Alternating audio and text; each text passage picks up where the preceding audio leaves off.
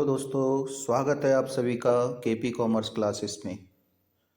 तो पिछले वीडियो में हमने डेबिट और क्रेडिट के नियमों के बारे में जाना। आज हम डिस्कस करने वाले हैं गुड्स यानी कि माल।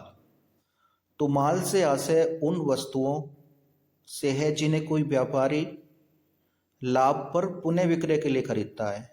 कहने का मतलब यह है कि प्रॉफिट करने के लिए दोबारा माल का विक्रय किया जाता है। दूसरे शब्दों में ये कह सकते हैं कि व्यापारी जिन वस्तुओं का व्यापार करता है उन्हें माल कहते हैं। जैसे फर्नीचर के व्यापारी के लिए फर्नीचर एक माल है, यानी कि गुड्स है। अब माल का वर्गीकरण एंट्री की सुविधा के अनुसार 4 भागों में बांटा गया है।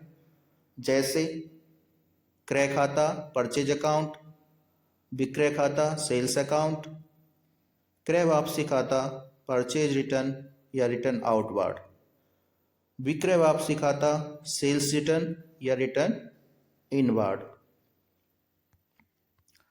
अब हम नगद अथवा उधार लेन देन की प्रवृत्ति यानी कि इनका स्वभाव क्या होता है।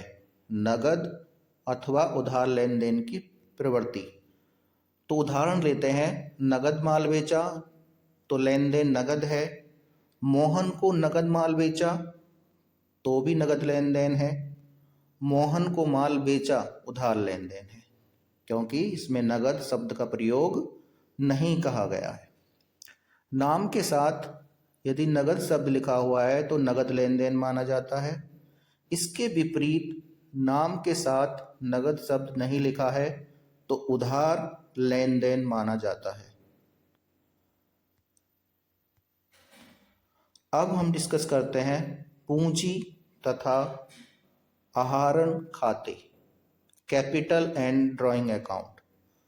फर्म की पुस्तकों में स्वामी के नाम जो खाता खोला जाता है उससे प्रथा के अनुसार जो ट्रेडिशन चला आ रहा है पूंजी खाता कहा जाता है। आहरण खाता जब व्यवसाय के स्वामी द्वारा व्यवसाय से अपने निजी या घरेलू उपयोग के लिए जो माल या नगद निकाला जाता है उसे आहरण कहते हैं। जैसे किसी व्यापारी का बिजनेस चल रहा है और उस बिजनेस से या तो कुछ माल निकाल ले या पैसा निकाल ले अपने निजी या डोमेस्टिक यूज के लिए। इसके बाद हमारा आता है रोजनामचा का प्रारूप यानी कि फॉर्मेट ऑफ जर्नल।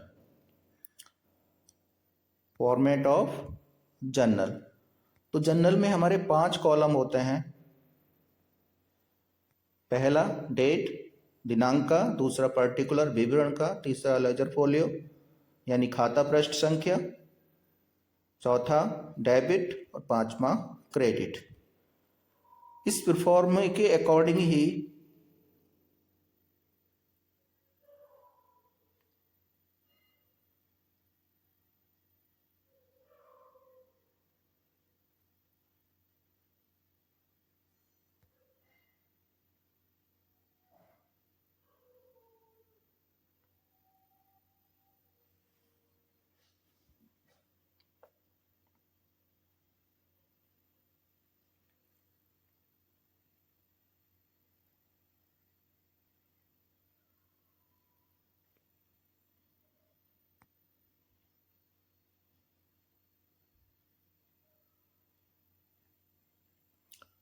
इस परफॉर्मे के अकॉर्डिंग ही हम जर्नल एंट्री तैयार करते हैं। उसके बाद कुछ इम्पोर्टेंट तथ्य हैं जो फैक्ट हैं, इसको ध्यान में रखना बहुत जरूरी है।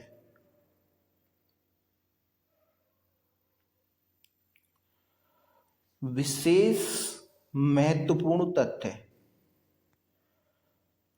अकाउंट शब्द का प्रयोग वास्तविक खाते तथा नाममात्र के खाते के साथ अकाउंट शब्द का प्रयोग किया जाता है, परंतु व्यक्तिगत खाते के साथ अकाउंट शब्द यानी कि अकाउंट शब्द का प्रयोग नहीं किया जाता।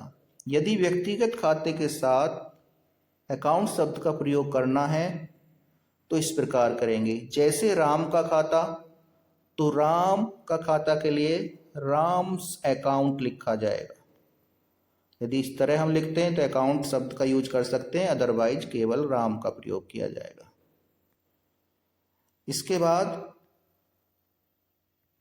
कटौती।